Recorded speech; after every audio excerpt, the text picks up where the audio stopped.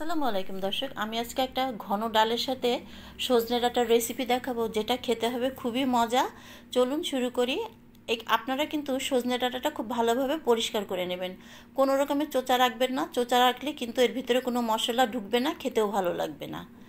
এখানে আমি নিয়ে নিলাম এখন একটা কড়াইতে তেল দিয়েছি আর দিয়ে দিলাম 1 মুঠ মতো পেঁয়াজ।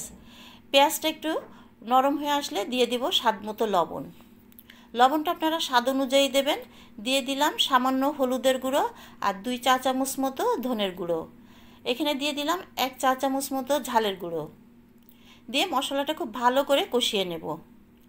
আপনারা মশলাটা ভালোভাবে কষিয়ে নেবেন।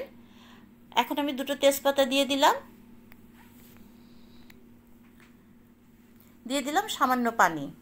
সজনেটা কিন্তু এমনভাবে কষাবেন যাতে করে সজনেটা খুব বেশি নরম না হয়ে যায়। এখন আমি দিয়ে দিলাম সেই সজনে ডাঁটাটা। সজনে ডাঁটাটা খুব ভালোভাবে কিন্তু কষিয়ে নেবেন, কিন্তু একদম নরম করে ফেলবেন না। দেখুন আমি কিভাবে কষাচ্ছি।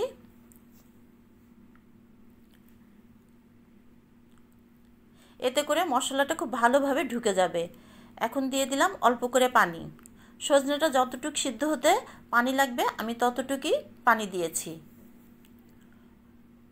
খুব বেশি পানি দিলে কিন্তু ডালের সাথে একদম নরম হয়ে যাবে, তখন কিন্তু আর খেতে ভালো লাগবে না। এখন আমি একটা টমেটো 4 ভাগ করে দিয়ে দিলাম। আমার সজনে ডাঁটাটা কষানো হয়ে গেছে। এখন আমি চলে যাব ডাল রান্নাতে। এখানে আমি 2 কাপ মতো মসুরের ডাল নিয়েছি। ডালটা আমি 1 ঘন্টা মতো ভিজিয়ে রেখেছিলাম। দিয়ে দিলাম লবণ, হলুদ, ঝালের গুঁড়ো। আর এখন আমি এখানে দিয়ে দিব হলো গিয়ে 1 চা চামচ মতো জিরার গুঁড়া আর কয়েকটা কাঁচামরিচ।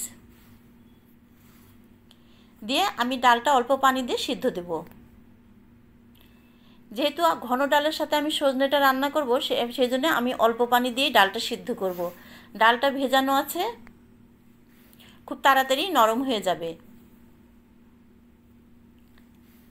আমার ডালটা কিন্তু নরম হয়ে গেছে, দেখতেই পাচ্ছেন। এখন আমি কিভাবে বাগার দিই দেখুন।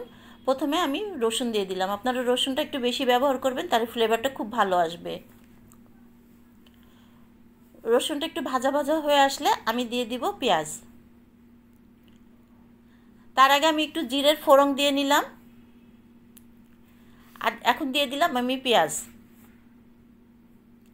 আমার পেঁয়াজ আর রসুনটা ভাজা হয়ে গেছে। এখন আমি ডালটা দিয়ে দিলাম।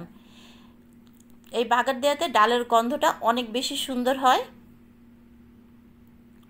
রসুনটা যেহেতু বেশি দিয়েছি। এখন দিয়ে দিব সজনে কষানোটা। এটা দিয়ে আমি কিছুক্ষণ অপেক্ষা করব, ডালের সাথে সজনেটা যাতে খুব ভালোভাবে মিশে যায়। আপনারা এইভাবে একবার সজনে দিয়ে ডাল খেয়ে দেখুন, দারুণ স্বাদ, খেতেও খুব ভালো লাগে। কালারটাও দেখতে পাচ্ছেন। আমার সজনে ডাল কিন্তু হয়ে গেছে। এখন আমি পরিবেশন করব।